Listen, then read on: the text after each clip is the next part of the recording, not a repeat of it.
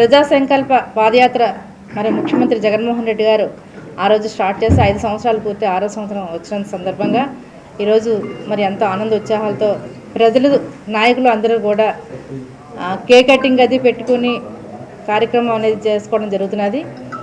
ఎందుకనంటే గతంలో ఎంతోమంది ముఖ్యమంత్రిని మనం చూసాము.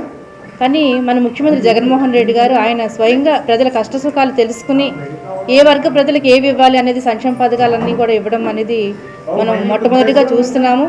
మరి గతంలో ఏ ప్రభుత్వం చేయని విధంగా ఈరోజు జగన్మోహన్ రెడ్డి గారు ప్రతి బడుగు బలహీన పేద ప్రజలందరికీ కూడా సంక్షేమ పథకాలను అందిస్తూ మరి అన్ని కులాలు అన్ని మతాల వాళ్ళకి కూడా సమన్యాయం చేస్తూ ఈరోజు మరి ఎంతో విధంగా అభివృద్ధి విషయంలో కూడా మరి సంక్షేమ పథకాలే కాకుండా ఇట్లు మరి అభివృద్ధి కార్యక్రమాల్లో కూడా కోట్ల రూపాయలు ఇచ్చి ప్రతి నియోజకవర్గాన్ని కూడా డెవలప్మెంట్ చేయడంలో కానీ ఈరోజు నిజంగా నభోతే నభోషితే అనే విధంగా మరి మన ముఖ్యమంత్రి జగన్మోహన్ రెడ్డి గారి పరిపాలన ఉన్నది అనడంలో అతిశయోక్తి లేదు.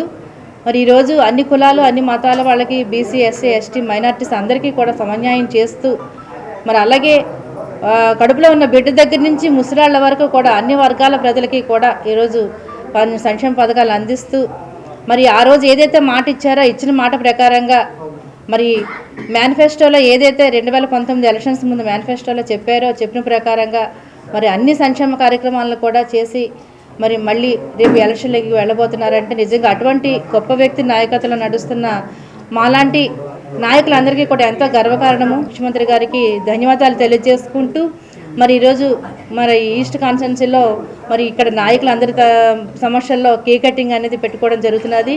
స్వీట్స్ పంచుకోవడం కూడా జరుగుతుంది. ప్రజలు కూడా చాలామంది స్వచ్ఛందంగా వచ్చి పాల్గొన్నారు.